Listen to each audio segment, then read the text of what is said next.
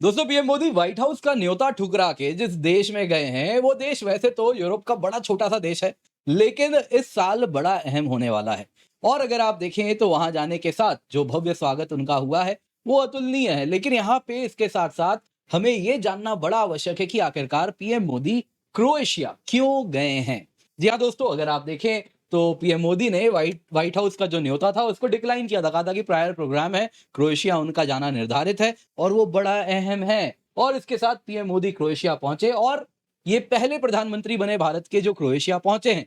3 देशों का इन्होंने टूर किया। आप देख सकते हैं जो पूरा टूर स्टार्ट हुआ था उसमें अगर आप देखें तो साइप्रस से ये पूरा का पूरा टूर स्टार्ट हुआ कुछ, और साइप्रस से अगर आप देखें तो शुरू होने के बाद वो कनाडा गए और कनाडा से वापसी में अमेरिका का भी नहीं होता था, लेकिन अमेरिका ना जाके जो प्री निर्धारित पहले से निर्धारित था उनका क्रोएशिया, वहीं पर वो गए हैं। दोस्तों आप देख सकते हैं क्रोएशिया इसका कैपिटल जाग्रेब है और इसके साथ आप ये जो देख रहे हैं ये बाल्कान पेनिनसुला कहलाता है।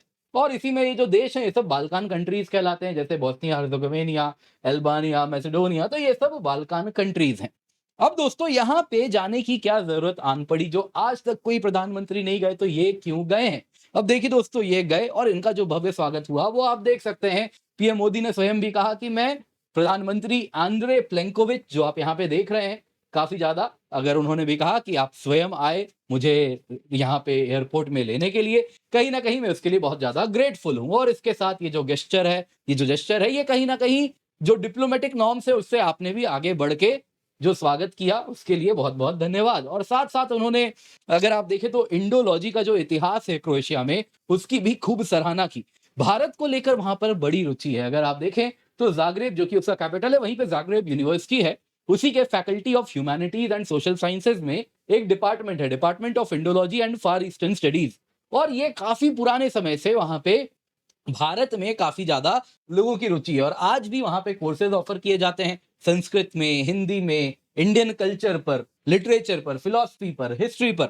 इसके सिवा Indian council for cultural relations है, वो भी अगर आप देखें तो स्कॉलरशिप देता है क्रोएशियन स्टूडेंट्स को। वो सभी विद्यार्थी जो कि हिंदी में रुचि लेते हैं वो केंद्रीय हिंदी संस्था आगरा में आके अपनी पढ़ाई आगे कर सकते हैं। इसके सिवा योग आयुर्वेद उसमें भी क्रोएशिया के लोगों की बड़ी रुचि है। और इसी का कहीं ना कहीं आप देखें तो जो भारतीय कल्चर से जुड़ाव है क्रोएशिया का वो इससे भी दिखा, जिस प्रकार से आप अगर देखें तो गायत्री मंत्र और अन्य वैदिक मंत्र उच्चारण से पीएम मोदी का भी स्वागत यहाँ पे किया गया है। आप जरा स्वयं इसको देखें। श्री गुरुभ्यो नमः। हरि ओम भूर्भुवः स्वः तत्सवितुर्वरेण्यं भर्गो देवस्य धीमहि धियो यो नः प्रचोदयात्। ॐ तत्सयो रावृणीमहे यातु यज्ञाय यातु यज्ञपतये दैवीः स्वस्तिरस्तु नः स्वस्तिर्मानुषेभ्यः ऊर्ध्वं जिगातु भेषजम् शन्नो अस्तु द्विपदे शं चतुष्पदे। ॐ पृथिवी शान्ता साग्निना शान्ता सामे शान्ता शुचगुं शमयतु अन्तरिक्षगुं शान्तं तद्वायुना शान्तं तन्मे शान्तगुं शुचगुं शमयतु। या शान्ता सादित्येन शान्ता सामे शान्ता शुचगुं शमयतु। ॐ शान्ति शान्ति शान्तिः।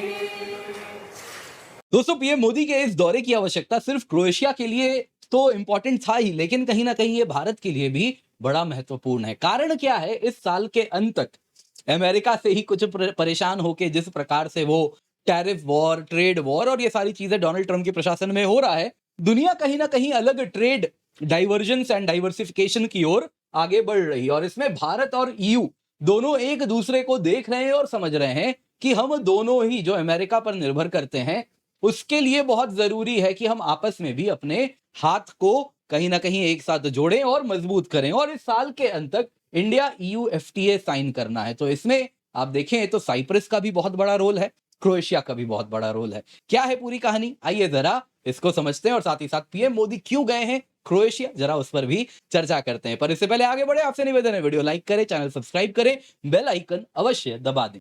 सर्वप्रथम विजिट क्यों हुआ है? देखिए दोस्तों, डिप्लोमेटिक एंगेजमेंट से एक तो देखिए एक देश काफी इंपॉर्टेंट है। आप देखिए तो 2013 की बात है जब क्रोएशिया यूरोपियन यूनियन का सदस्य बन गया और उसके साथ इसकी भी जो प्रोफाइल है काफी मजबूत हो गई। अधिकतम लोग क्रोएशिया का नाम केवल फुटबॉल वर्ल्ड कप के दौरान ही सुनते हैं, लेकिन ये देश बड़ा इंपॉर्टेंट है। तो यहाँ के पीएम से आंद्रे प्लेंकोविच, इसके सिवा वहां के प्रेसिडेंट जोरान मिलांकोविच, इन सब से भी पीएम मोदी की मुलाकात हुई। तो जो डिप्लोमेटिक लेवल पे है ना, ऑलरेडी जो हमारे वहां पे एम्बेसडर हैं और उनके लेवल पे जो बात होती है लीडरशिप के आने के साथ, वो तेजी से आगे बढ़ती है। तो उसकी तैयारी पहले से होती है, तो कहीं ना कहीं उसको मोमेंटम मिला। अगर आप देखें तो 4 एग्रीमेंट्स कहे जा रहे हैं जो कि साइन होने वाले हैं। पहला दोस्तों, एग्रीकल्चर में कुछ 30 प्रायोरिटी एरियाज हमने आइडेंटिफाई किए हैं कि इसमें एग्रीकल्चर के सामान को कैसे एक दूसरे के यहाँ खरीद बेचने का प्रक्रिया आगे बढ़ाई जाएगी। साइंस एंड टेक्नोलॉजी में कुछ फील्ड्स आइडेंटिफाई किए गए हैं जिसमें जॉइंट रिसर्च होंगे। कल्चरल एक्सचेंज है दोस्तों, 2030 तक इसको आगे बढ़ाएंगे और साथ साथ जो हिंदी चेयर है यूनिवर्सिटी ऑफ जाग्रेब में, उसको हम आगे भी फंड करते रहेंगे, कंटिन्यू करते रहेंगे। और इसके साथ अगर आप देखें तो भारत और क्रोएशिया के बीच में जो संबंध हैं वो और तेजी से आगे बढ़ेंगे।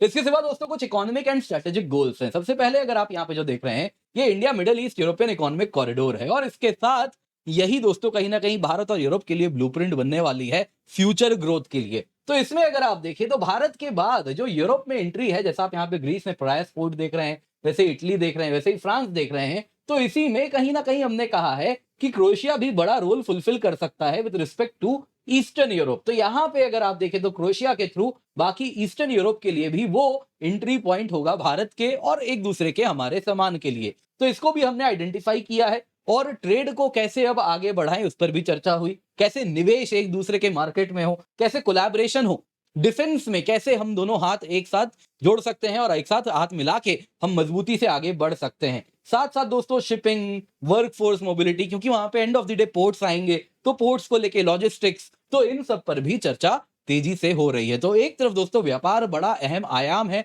आज के युग में जो देशों को जोड़ता है, तो ये भारत और क्रोएशिया में भी एक कन्वर्जेंस आपको होता हुआ दिख रहा है।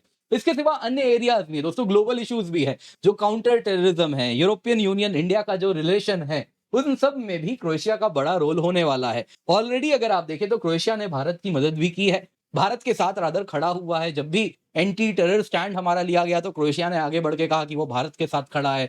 वैसे ही आप देखें तो परमानेंट यूएनएससी में परमानेंट मेंबरशिप भारत को मिलनी चाहिए, इसकी भी बात हमेशा क्रोएशिया करता है। क्रोएशिया दोस्तों यूरोपियन यूनियन में भी है, नेटो में भी है, तो कहीं ना कहीं वो जो उसका पोजीशन है वो जरूरी है। भारत के लिए मजबूत अलाइज हम क्रिएट कर पाते हैं इस प्रकार से अलग अलग रीजनल ब्लॉक्स में। इसके साथ अगर आप देखें तो कल्चरल एंड एकेडमिक टाइज को भी हम आगे बढ़ा रहे हैं। पीएम मोदी ने एक्नॉलेज किया जो इंडोलॉजी ट्रेडिशन है, जैसा मैंने आपको बताया, स्टूडेंट्स फैकल्टी से भी मिले और साथ साथ डायस्पोरा से भी वो मिले। आप देख सकते हैं 17,000 करीब डायस्पोरा वहां पर रहते हैं, भारतीय मूल के लोग हैं, भारतीय लोग हैं जो वहां पर काम करते हैं। तो ये रहते पिछले 3 साल में क्रोएशिया में भारतीय लोग बड़ी संख्या में वहां पर जाकर काम कर रहे हैं, तो वहां का मार्केट खुल रहा है। तो किस प्रकार से उनको जो वर्कर्स की रिक्वायरमेंट है वो कैसे हम पूर्ति कर सकते हैं, इन सब की भी बात वहां पर जोर शोर से हुई। इसके सिवा दोस्तों आता है एफटीए विद ईयू। यहाँ पे आप जिनको तस्वीर में देख रहे हैं ये अरुण गोयल जी हैं, ये इंडिया के एम्बेसडर हैं क्रोएशिया में। वैसे आपको बता देता हूं ये पहले इलेक्शन कमीशन में भी थे। उसके बाद दोस्तों ये जो अरुण गोयल साहब हैं इनको क्रोएशिया भेज दिया गया है, अभी ये एम्बेसडर हैं और इन्होंने कहा ये जो विजिट है ये बड़ा इंपॉर्टेंट स्टेप है जिसके द्वारा इंडिया का जो एंगेजमेंट है यूरोपियन यूनियन के साथ वो मजबूत होगा। उन्होंने कहा कि देखिए हमें पार्टनर की आवश्यकता है जिसके साथ हम एफटीए इस साल के अंत तक, जब हम कह रहे हैं हमें यूरोपियन यूनियन के साथ साइन करना है, तो वो एफटीए बैलेंस्ड भी होना चाहिए, फेवरेबल भी होना चाहिए। तो इसमें जरूरी है ईयू के जो अलग अलग सदस्य हैं उनको हम ऑनबोर्ड करें, उनको इंडिया का क्या व्यू पॉइंट है समझा सकें और उनको हम बता सकें कि कल को हमारे साथ एफटीए होगा तो फ्यूचर में ऐसा मार्केट आपको मिलेगा, आपके ये एक्सपोर्ट्स हैं, आपके लिए इस प्रकार का मार्केट हम आपको ऑफर कर रहे हैं, आप हमें ये सारी चीजों का लेकिन मार्केट करस्पॉन्डिंगली ऑफर करें। तो ये जो कन्विंस करने का काम है ये हो पाएगा तो European union end of the day अपने मेंबर्स के द्वारा ही चल रहा है, तो उनके मेंबर्स इस प्रकार से इस साल के अंत तक एक फेवरेबल एंड बैलेंस्ड एफटीए कहीं ना कहीं भारत और ईयू के बीच में हो पाएगा। इसके साथ साथ दोस्तों उन्होंने कहा ट्रेड का भी बहुत बड़ा स्कोप है। क्रोएशिया के एक्सपोर्ट्स की बात करें तो अगर आप देखें तो 27 बिलियन का एक्सपोर्ट करता है, लेकिन भारत उसका हार्डली 70 मिलियन का सामान आता है जो कि केवल 0.26% है। वैसे ही आप देखिए क्रोएशिया जो इंपोर्ट करता है वो 47 बिलियन का करता है, लेकिन भारत से जो इंपोर्ट करता है वो केवल 380 मिलियन है।